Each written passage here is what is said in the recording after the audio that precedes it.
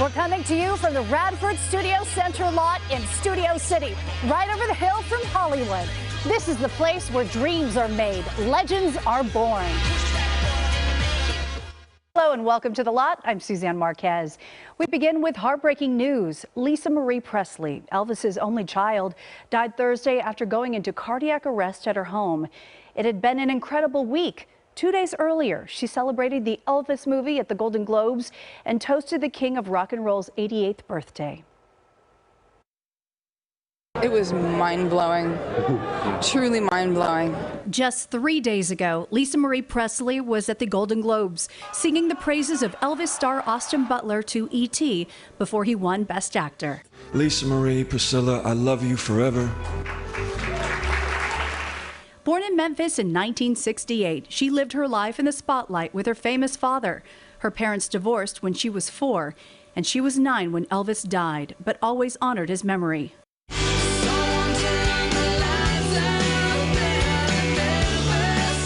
In 2005, she sat down with CBS Sunday Morning discussing the difficulties of having a famous last name. I don't think I noticed what a mountain that was going to be to climb until I was climbing it. She had 2 children with musician Danny Keough. 20 days after their divorce, she married Michael Jackson. But that marriage would end in divorce, as would subsequent marriages to actor Nicolas Cage and musician Michael Lockwood, who fathered their twin girls. In 2020, the death of her son Benjamin Keough was ruled a suicide. Her love for her family never faltered. At the TCL Chinese Theater last June, the Presleys were honored with a handprint ceremony. She voiced her pride for her family's legacy. It's a very special moment for all of us. We feel incredibly honored. Thank you. I can't help falling in love with you. On Sunday, she attended an 88th birthday tribute hosted by Elvis director Baz Luhrmann at one of Elvis's favorite haunts, the Formosa Cafe. Golden Globe winner Austin Butler was there with 3 generations of Presley family members. And Lisa Marie was at the Golden Globes 2 nights later on Tuesday night, attending with Austin Butler. It had been raining for days and the skies cleared just in time for the show. Hollywood glamour is back at the Beverly Hilton in Beverly Hills. The stars shimmered and glittered down the silver carpet at the 80th annual Golden Globes. It's my first invitation. It's my first nomination. So we'll see what God has planned. But it feels damn good. We lightened up on the rain just for the awards, which I think is beautiful. Thank you. But it was so cold that I said, I got to add something to this strapless number. So we found this, and I went, oh, I feel very Rita Hayworth. It was chilly, but the skies stayed dry during the carpet. But in the hours counting down to the big event, come hell or high water, Hollywood was going to show up. You want to hear a crazy story? Yes. We were on a flight from Oakland, flew down to Burbank last night, attempted 3 landings, failed the landings. People were throwing up all through the plane, turned back around and went back to Oakland. Yeah. I saw your flight. I saw the story. So you both were on it? We didn't even land. She drove down at 5 a.m. this morning. Yeah, I checked like a cocktail and went on an 8 a.m. flight and was like, please. But yeah, it was LAX. I flew to LAX. Yeah, but anyway, it was gnarly. Yeah. It was like a flight attendant puked. It's quite a different vibe from last year when most stars didn't show up. What do you think about the Golden Globes being back? It's exciting. Look at all the people, all the excitement, all the stars that came out. It's fabulous. I love it. Let me tell you something. Showbiz is my joy. Show business is my life. I love it. I love show business so much, I would do it for free. Thank God I don't have to. And one of the most touching moments at the Golden Globes was Ke Huy Quan winning Best Supporting Actor. The former child star had given up acting until seeing a movie that gave him a second wind. He sat down with our Amy Johnson to talk about the film that earned him the win, Everything Everywhere All at Once. And he is living proof as to why Goonies never say die. Ke Huy Quan broke into Hollywood playing Short Round in Indiana Jones and the Temple of Doom. His next role, equally as big, playing Data in The Goonies. He quickly became one of the most recognizable child stars. Having done that, it was natural for me to think that I would go on to have this amazing career. But it didn't happen because it was just so difficult to be an Asian actor at that time. I decided to, to go to film school. Okay. So I went to USC Film School, I graduated, and I was content working behind the camera all these years. But then a certain movie in 2018 would change everything. So your family is rich? We're comfortable. Crazy Rich Asians. I love the movie. I saw the movie 3 times in the theater, and I cried every single time because it was a great movie. But I also cried because I had serious FOMO watching all my fellow Asian actors up on the screen doing so wonderfully, giving amazing performances. It wasn't long before he got a call for a role in the movie Everything Everywhere All at Once, playing Wayman Wang. Like the acting guy was very generous. I think he was like, he had sympathy on me. He said, you know what, since you haven't acted in so long, here, why don't we give you 3 roles in one movie? He says he could relate to all 3 roles. I thought the role was written for me. Yeah. Everything about it, all 3 versions of Wayman. I understood them. I thought those were it was like different phases of my life. I'm not your husband. I'm another version of him from another universe. I'm here because we need your help. I've been getting emotional for the last 2 months. I've cried more in the last 2 months than I've cried in the last 20 years. Wow. Just because, how proud I am of this movie. Anyway. Are you proud of yourself? Yes. I asked Quan what it means to him. It means everything to me. It means that it's at a time where we can feel proud to be who we are, and also gives us an opportunity to honor our culture, to celebrate each other, to strengthen, the sense of community, and also a time to reflect on how far we have come. His advice to others? Don't give up. It's tough. Life is not easy. No. My life especially, I started out as a refugee, and look where I am today. I mean, so it's and it's okay if you have ups and downs. Peaks and valleys, that's what makes a beautiful landscape. And we are all rooting for him. So what happens when you combine a grumpy man, a teenage house party, and a pilot flying over a war zone? A great movie weekend. Here's what's new in theaters this week. Hey, Otto! No. Otto, played by none other than Tom Hanks, contemplates if he has a reason left to live after losing his wife. I'm sorry I didn't get him here earlier. His negative outlook on life has him known around town as the neighborhood grump. Are you always this unfriendly? But everything changes when a new family moves into the area. They help him redirect his perspective into a more positive one. I'm not sure about this. This witty and heartfelt flick will have you experiencing every emotion throughout the movie. How was it? You did a good job. You should pat yourself on the back. The film is directed by Mark Forster, and everything Tom Hanks touches turns to gold, so why wouldn't you want to watch it? Captain Torrance, Flight Commander. How can I help you? If you're not ready to cry, no need to worry. Is it an action-packed movie you're seeking? We've got you covered, and know just the one for you. Plane, directed by Jean-Francois Richet, will have you on your toes. A pilot, played by Gerard Butler, is forced to do an emergency landing from an unexpected storm. Mayday, mayday. And what's also unexpected is where he lands. They were done somewhere in the Jolo Island cluster. Without exposing too much of the movie, let's just say you wouldn't want to land here. The movie also stars Mike Coulter and Yosan An.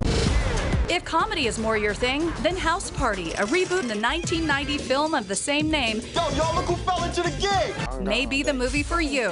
When desperate times call for desperate measures, and you miraculously end up in LeBron James' house? How about we throw the party in the King's house? Why wouldn't you throw a party? This film is jam-packed with comedy and has a team of celebrity stars. Looks like there's something for everyone.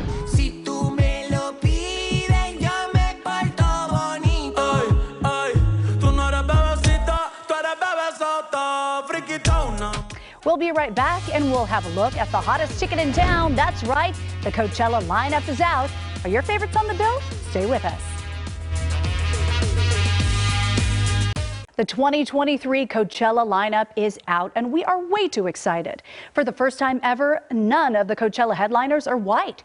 Here's a breakdown on this historic event. Me la voy a llevar a toa pa' un VIP. lost in the thrill of it all. It's the unofficial start of festival season and the lineup is red hot. One of the biggest trends with the bill is how diverse it is. From K-pop to reggaeton to R&B and hip-hop, there's something for every music fan globally. First up, Benito, aka Mr. Bad Bunny, the first Spanish language artist to ever headline Coachella. Yes, you heard that right.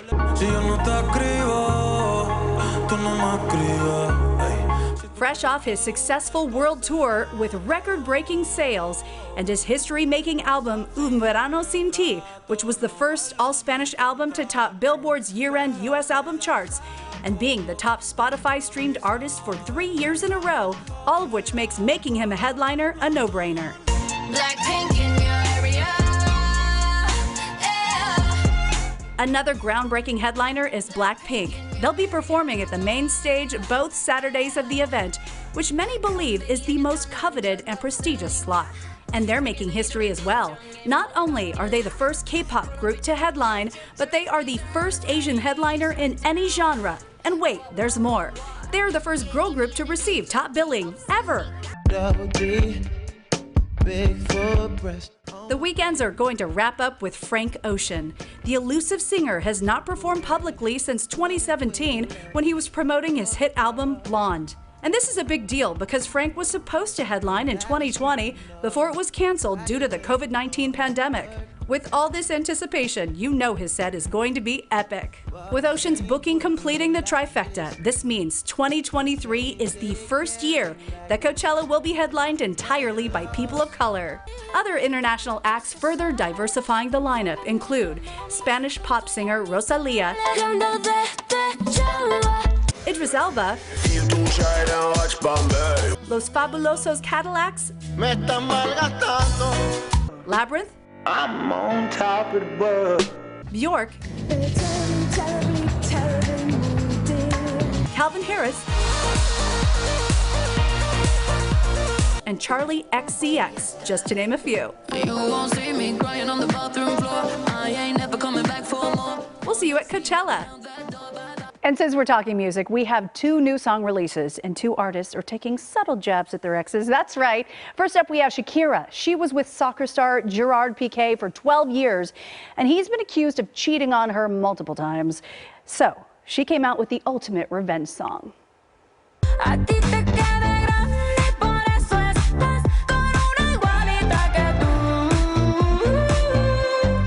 She knows how to write the hits. She's saying, I'm too good for you, and that's why you're with someone that's just like me. She did this song with DJ Biza Rap from Argentina. Also love this line, you traded a Rolex for a Casio. Ouch, those cheap digital watches, love it.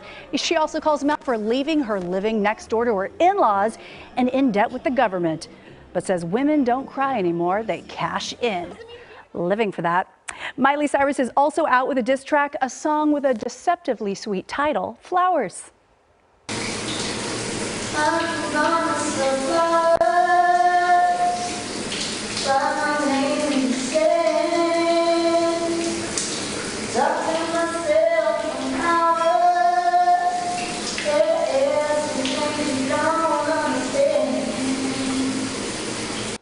She sings, I can buy myself flowers, I can hold my own hand, I can take myself dancing, I can love myself better than you can. Flowers is out on Liam Hemsworth's birthday, a not too sweet gift for her ex-husband. When we come back, we take a look at The Last of Us, a show that will surely have you glued to your couch. You don't want to miss this.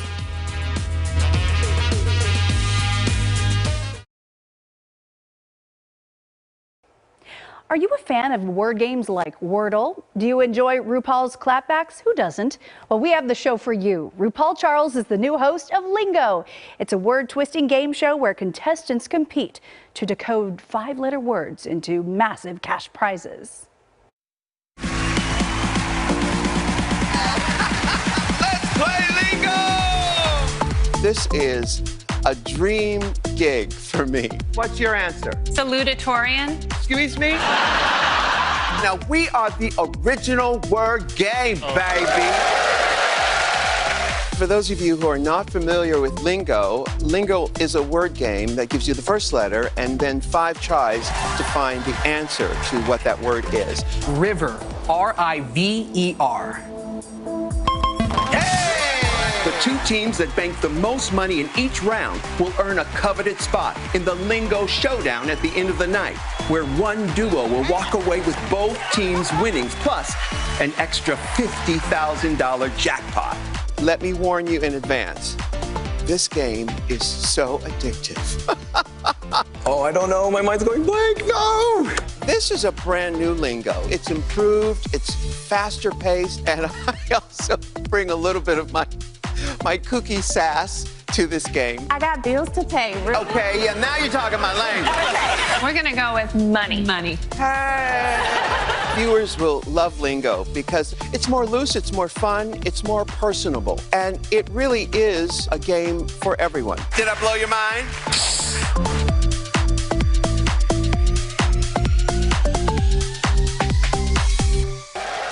I have a feeling Lingo's gonna raise my Wordle score. Can't wait to watch. This is your chance. You keep her alive.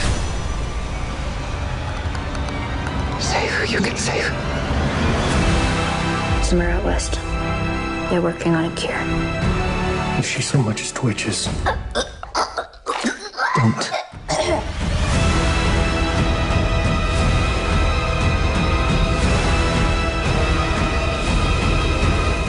There's a hot new show coming your way, starring former co-stars Pedro Pascal and Bella Ramsey of Game of Thrones fame. Buckle up. We have a countdown to everything you need to know before you binge watch The Last of Us. Save her, you can save her. Oh, please understand. Hollywood hasn't always had the best of luck creating adaptations from video games. But with HBO's The Last of Us, it seems the tide is changing. And this show seems to have what it takes to become a big hit.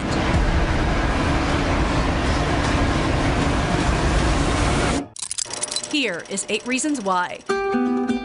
1. The show is sticking close to its source material, a game released in 2013. We're shitty people, Joel. It's been that way for a long time. No, we are survivors. This is our chance. It is over, Tess! And creator Neil Druckmann's post-apocalyptic video game and its sequel are helmed as some of the best interactive storytelling in recent memory. You make every shot count. That's right, it received universal acclaim upon its release a decade ago. Players praise the character development, story, visual, and sound design, plus its depiction of LGBTQ characters. 2. The original game was a commercial success for Sony and Naughty Dog, earning 20 million units by 2019. Wow! And the 2020 sequel, The Last of Us Part 2, sold over 4 million copies within its first weekend. 3.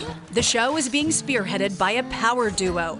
Craig Mazin, who wrote and produced the hit limited series Chernobyl, and OG creator of the game, Neil Druckmann, who is also on hand to write and direct, so you know it's going to be good. You have a greater purpose than any of us could have ever imagined. 4. Game of Thrones fans are in for a treat because 2 fan favorites are the stars of the show. And may the warrior guide the hand.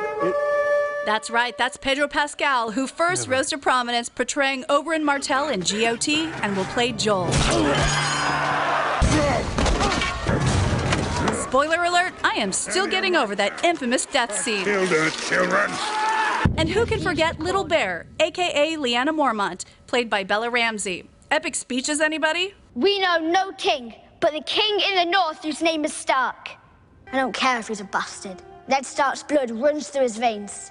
He's my king, from this day until his last day. We can't wait to see her take on the role of Ellie.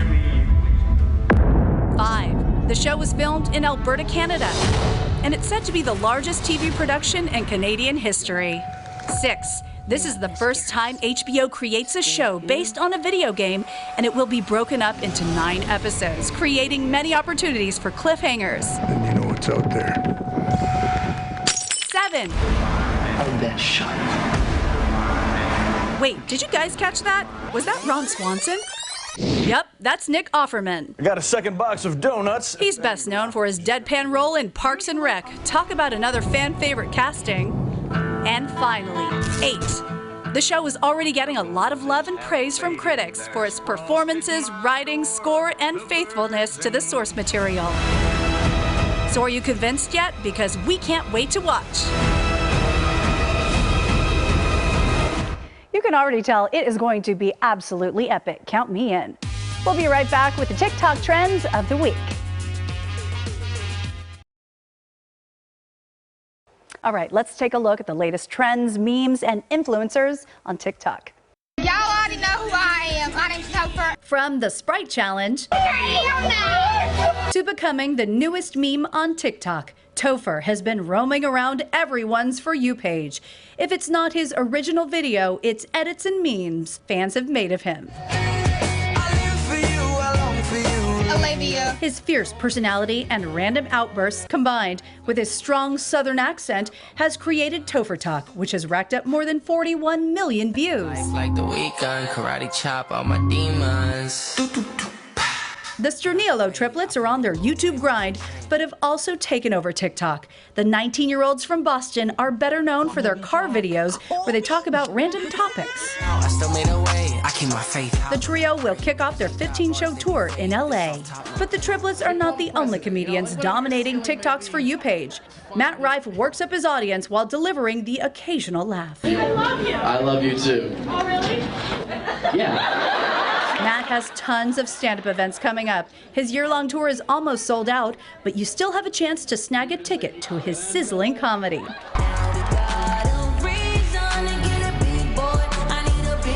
SZA is going viral with an SNL song skit that took just 15 minutes to make and has fans wishing it was a real song.